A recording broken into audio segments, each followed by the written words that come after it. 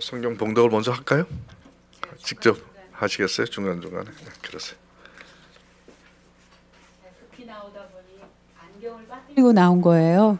그래서 차에서 이제 햇빛이 쏟아지길래 안경을 벗고 선글라스를 껴야지 그랬는데 손이 이렇게 갔는데 아무것도 없어요.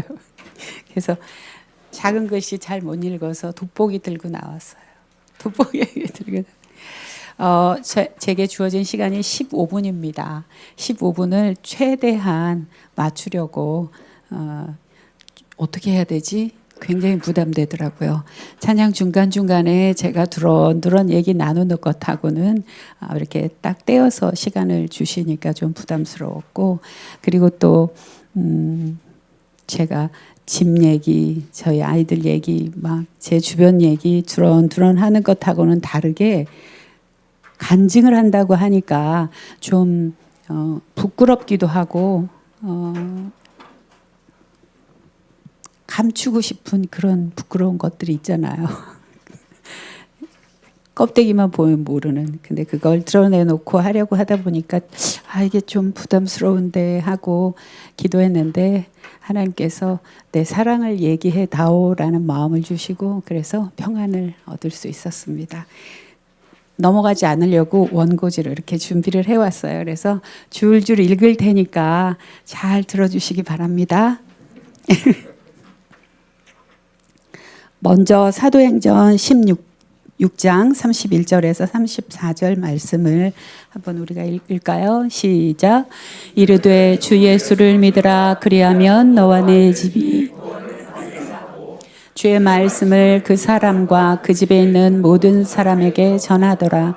그 밤 그 시각에 간수가 그들을 데려다가 그 맞은 자리를 씻어주고 자기와 온 가족이 다 세례를 받은 후 뒤에 34절까지 있는데요. 여기만 읽어도 되겠습니다. 그들을 데리고 자기 집에 올라가서 음식을 차려주고 그와 온 집안이 하나님을 믿음으로 크게 기뻐하니라. 아멘.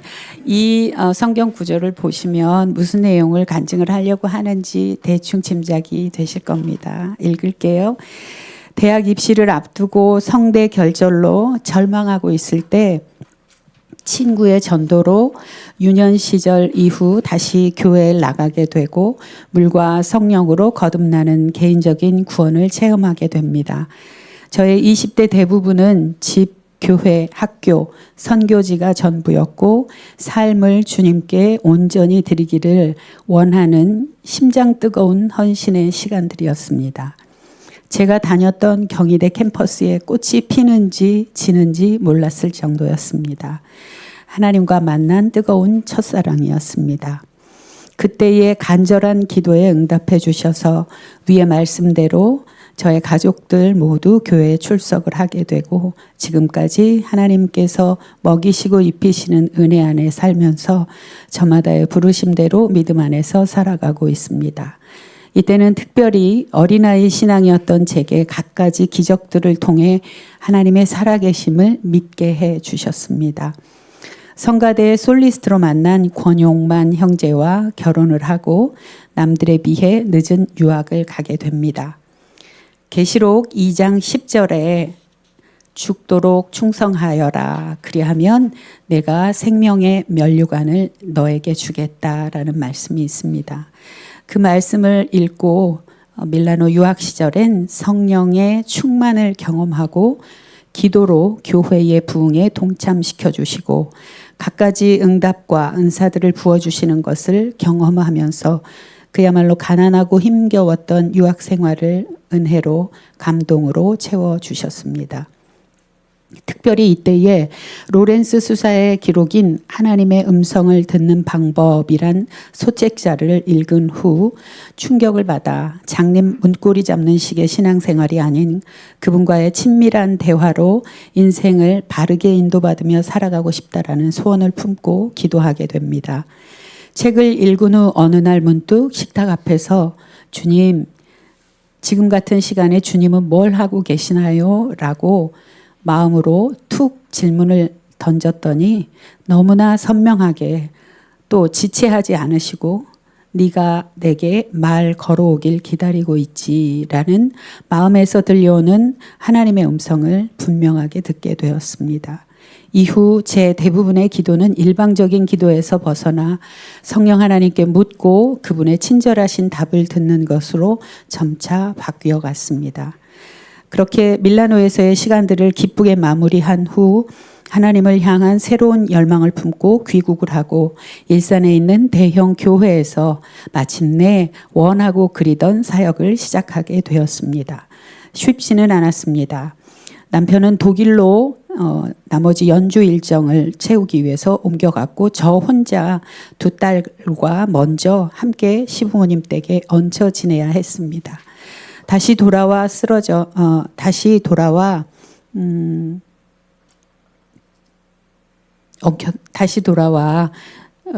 모든 게 낯설었고 적응해 가기에 힘에 부쳤습니다. 밀라노에서 둘째를 출산하고 급성 신장염으로 쓰러져서 응급실에 몇 번을 실려가는 등 건강에도 치명적인 약점을 안고 지냈습니다. 그렇지만 나는 특별한 부르심을 입은 사람이다. 그 부르심에 합당한 열매로 기쁨이 되어 드려야 한다는 강박감과 성령께서 일하시는 은혜와 능력의 통로다라는 가득한 자부심에 붙잡혀 있었습니다. 밀라노에서 돌아와서 기도 중에 하나님께서 주셨던 말씀이 예레미야 1장 5절 말씀이었습니다. 내가 너를 모태에 짓기 전에 너를 알았고 내가 배에서 나오기 전에 너를 성별하였고 너를 여러 나라의 선지자로 세웠노라 하시기로, 이 말씀이었는데요. 너무 거창해서 제게 주시는 말씀이 맞습니까? 다시 여쭙고, 저한테 지금 선지자라고 부르신다고요? 근데 은근히 제 마음에 난 할 수 있어. 해내고야 말 거야. 하나님의 부르심에 충성하고야 말 거야. 죽도록 할 거야 하는 그런 마음이 일어났어요. 이게 문제였어요. 나는 특별한 부르심을 입은 사람이다. 그 부르심에 합당한 열매로 기쁨이 되어 드려야 한다는 강박감과 성령께서 일하시는 은혜와 능력의 통로다라는 자부심에 붙잡혀 오늘이 마지막 날이다. 이 시간이 내가 이 땅에서 노래해드리는 마지막 시간이다라는 마음으로 몸을 갈아가며 노래했고 동역자들에게도 같은 식의 헌신을 선동했습니다. 일산의 유명한 식당에 갔더니 저를 보시고 그 식당 사장님이 성도님이셨던 것 같아요. 밥을 먹으러 갔는데 그분 맞냐고, 유선수 전사님 맞냐고, 맞다고 그랬더니 제가 전도사님이 찬양 인도하실 때 나 아무래도 저분하고 같이 따라서 하나님 나라를 위해서 죽어야 되겠다 그러고 벌떡 일어나서 자신의 목숨을 하나님께 드리기로 결단을 하는 그랬다고. 근데 이렇게 가까이서 뵈니까 세상 약하고 너무 평범한 분이네요. 그렇게 얘기를 하셔서 제가 속으로 웃었습니다. 성대 결절은 일상이 되고 심각한 근육염증, 목 디스크, 역류성 식도염, 위궤양, 그로 인한 영양 결핍, 누워 있어도 힘든 정도의 악성 빈혈, 뇌출혈 직전의 경동맥 협착, 병원 의사가 당장 일을 멈추지 않으면 무슨 일을 하시는지 모르겠는데 제가 교회에서 일한다는 거를 안 밝히고 병원에 갔었어요. 연희동에 있는 동서한방병원에 이제 이 병원 저 병원 다 돌아다니다가 동서한방병원이 용하다고 누가 소개해 주셔서 거길 갔어요. 그랬더니 무슨 일을 하시는지 모르겠는데 일을 당장 멈추지 않으면 저는 환자로 당신을 받아줄 수 없습니다. 이렇게 얘기하시더라고요. 그래서 아니 제가 일을 줄이겠습니다. 그러면 그랬더니 아니라고, 멈추라고, 일을 다 그만두시라고. 젊은 나이에 뇌출혈 와서 아이도 못 돌보고 그렇게 살고 싶으냐고, 죽습니다. 그만하세요. 그러시더라고요. 그래서 마지막으로 뉴욕으로 가서 찬양 사역해야 하는 일정 감당을 하러 간다고 그러니까 무슨 약을 이렇게 한 보따리 주더라고요. 급한 일 생기면 이거부터 먹으라고. 예. 멈추지 않으면 생명을 보장해 드릴 수 없습니다라고 말린 만큼 거의 한계에 다다를 때까지 저를 밀어붙여 수년간 사역에 매달렸던 것 같습니다. 주일 사역을 앞두고 긴장감에 가족들과는 거의 한마디도 대화하지 않았고 주일 사역을 마친 뒤에는 마치 죽은 사람처럼 쓰러져 있어야 겨우 회복을 하는 등 남편과 아이들을 정서적으로 돌보지 않는 방치 상태에 던져주고 오직 일, 오직 사역에 매달려 살았던 것 같습니다. 그때 제 마음속에 당신은 나의 동역자야. 너희들은 하나님 나라를 위해서 부름받은 동역자들이야. 이렇게 막 강요했던 것 같아요. 그루밍했던 것 같아요. 성공적인 결과를 보이지 못하면 안 된다는 강박과 우울감, 동역자들로부터 당하는 심각한 질투와 견제, 외로움, 그 결과 가정이 깨어질 위기에까지 이르러서 수천의 회중과 수십 명의 찬양팀과 화려한 밴드들과 함께하던 그 질주를 마침내 멈춰 섰습니다. 더 정확히는 주님께서 멈춰 세우셨습니다. 저를 향한 하나님의 사랑이셨습니다. 잉여라는 단어가 떠올라 슬픔에 빠진 채 아침에 눈 뜨면 밥 먹고 약 먹고 청소하고 아이들 학교 보낸 후에는 약 기운에 다시 자고 마치 무엇에 중독되어 금단 현상에 시달리는 환자같이 그렇게 회복되면 다시 일해야 하는데 이렇게 사는 건 하나님께 너무 죄송한데 하는 시간들을 보냈습니다. 사실 완벽하게 멈추게 하신 뜻을 깨달아 알았다면 그 일의 중독에서 더 빨리 벗어날 수 있었을 텐데 그렇게 주님께서 기다려 주셨던 10여 년의 시간을 지내고서야 요한복음 15장 9절 그리고 11절까지의 말씀이 제 안에 들어왔습니다. 아버지께서 나를 사랑하신 것 같이 나도 너희를 사랑하였다. 너희는 내 사랑 안에 머물러 있어라. 이 말씀처럼 딸아 아무것도 하지 않아도 돼. 딸, 넌 그냥 존재만으로 이미 나의 사랑스러운 딸이야. 내 안에 머물러 있기만 하면 돼. 라고 하시는 안타까운 주님의 마음을 희미하게 느낄 수가 있었습니다. 이를 두고 타인을 두고 들리던 그 선명한 하나님의 음성들이 나의 소명을 가장한 욕망에 가려져 잘 들리지가 않았습니다. 제 이런 게 너무 싫어갖고 하기 싫었어요. 제가 눈물이 좀 많잖아요. 근데 이걸 쓰면서도 수없이 눈물이 나더라고요. 다행히 먼저 사랑하신 주님의 사랑이 주님의 뜻과는 먼 방향으로 달려가고 있던 저를 그 말씀으로 돌이키게 해주셨습니다.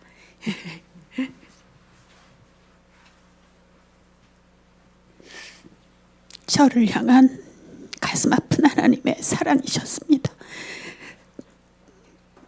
이후 조용히 사람들 앞에 나서지 않아도 되는 라디오 방송을 진행하면서 라디오 방송은 아시다시피 제 목소리만 나가잖아요.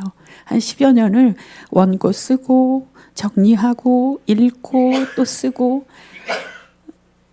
제가 누군지 보이지 않아도 되니까 스튜디오에 숨어서 마이크 뒤에 보이지 않는 라디오 방송이 참 좋았어요. 가족들과 먹고 마시고 여행하고 그렇게 평온의 시간을 보내고 그렇게 말로 누군가를 가르치려고 누군가를 향해 영향력을 가지고 전하고 싶어 열망하는 것들이 얼마나 교묘히 속이는 영적인 속임수일 수 있는가를 깨닫게 해주셨습니다. 그리고 그냥 말보다는 삶이야 라고 하시는 단순한 진리를 알게 해주셨습니다.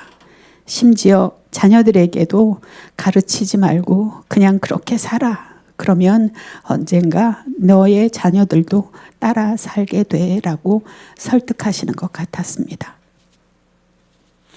아이들이 하도 방을 정리를 안 해서 막 매일 똑같은 일로 혼을 내는데 그게 지치더라고요. 그런데 어느 날 문득 그렇게 하지 말고 네가 할 수 있으면 좀 치워줘봐 네가. 그러면 아이들도 따라 배우게 될 거야. 너무 하찮은 일인 것 같은데 하나님 저 아이들이 저렇게 자라면 나중에 커서도 그냥 그렇게 어지르고 살면 어떡해요? 저 그래서 혼내는 거예요. 가르치는 거예요. 그랬더니 가르치지 말고 네가 해봐 이러시는 것 같았어요. 근데 계속 그러면 어떡해요? 계속 그러면 나한테 일러.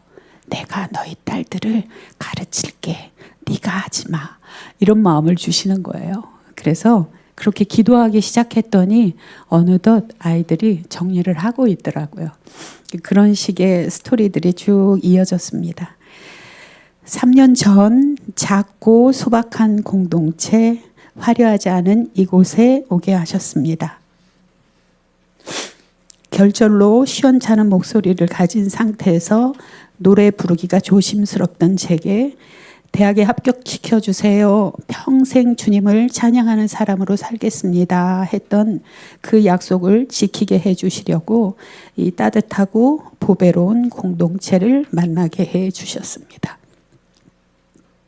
조용히 느릿느릿 부르는 노래들을 하나님 기쁘게 받아주심을 느낍니다.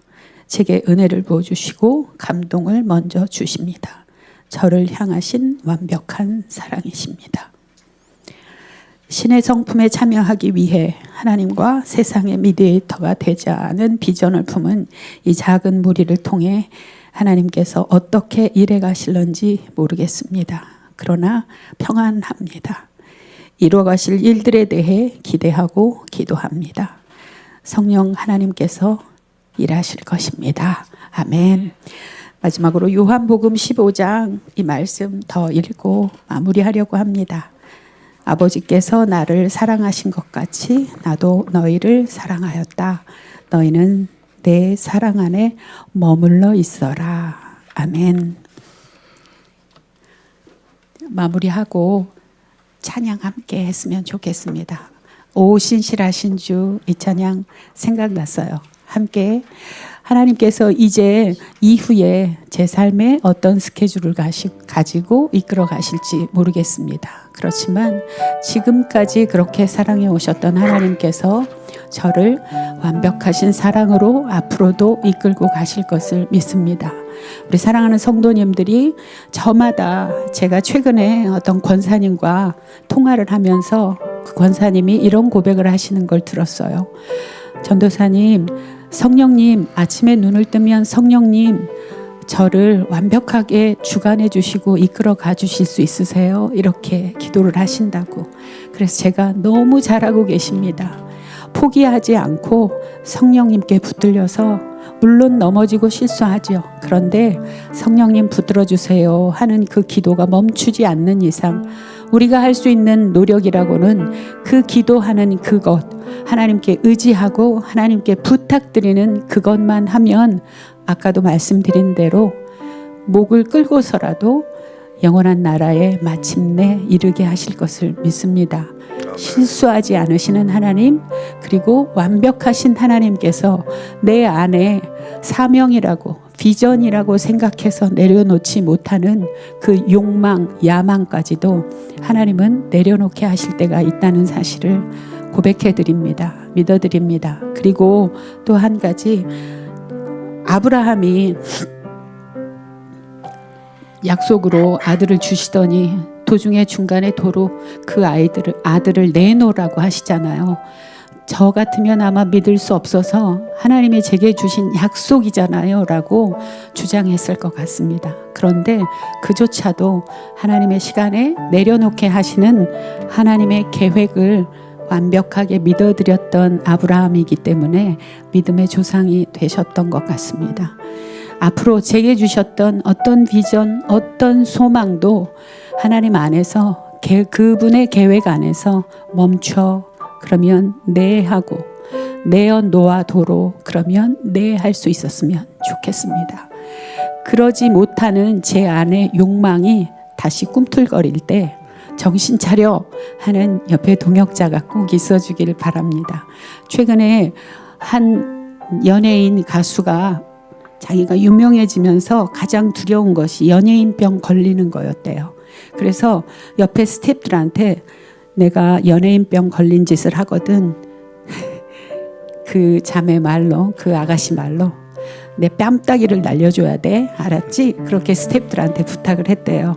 그랬는데 어느 날 미용실에 가서 앉아가지고 앉으면서 나 물 한 잔 주세요. 그랬대요. 그랬더니 옆에 매니저가 오더니 지금이 그 순간이야? 뺨따기를 날려줄까? 그랬대요.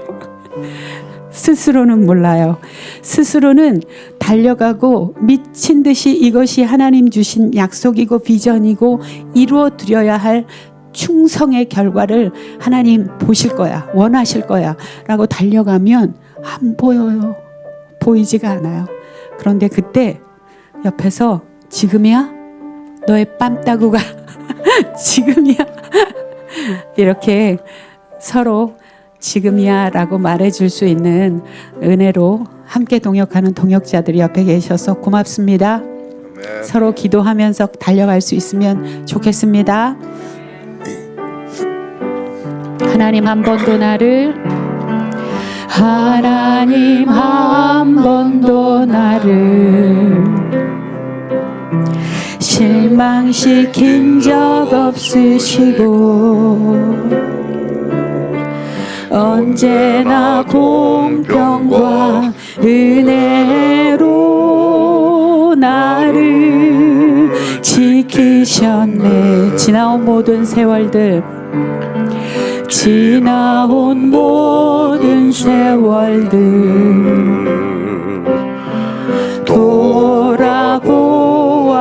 돌아보아도 그 어느 것 하나 주의 손길 안 미친 것 전혀 없네. 오 신실하신 주, 오 신실하신 주, 오 신실하신 주, 내 너를 떠나지도 않으리라. 내 너를 버리지도 않으리라. 약속하셨던 주님, 그 약속을 지키사 이후로도 영원토록 나를 지키시리라 확신하네. 이후로도 영원토록, 이후로도 영원토록 나를 지키시리라 확신하네. 이 시간 한번 기도했으면 좋겠습니다.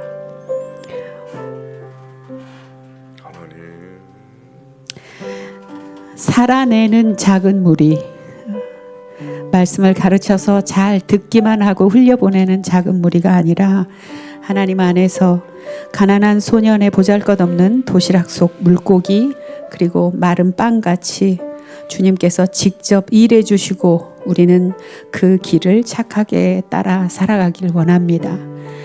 지금 주님 앞에서 우리 성도님들 삶의 시간은 어디쯤이실까요? 주님, 제 삶을 주님 앞에 올려드립니다. 제 삶을 통해 주님이 사십시오. 저를 통해 주님이 세상에 드러나시기를 원합니다. 조용히 목소리를, 낮은 목소리를 내어서 하나님 앞에 기도하시겠습니다. 하나님, 제 삶의 연약함을 오늘 떠날 수 있습니다. 주님, 성도들이 주님 안에서 믿음의 끈을 놓지 않고 끝까지 주님 안에서 승리하는 삶을 살 수 있도록 인도해 주시옵소서.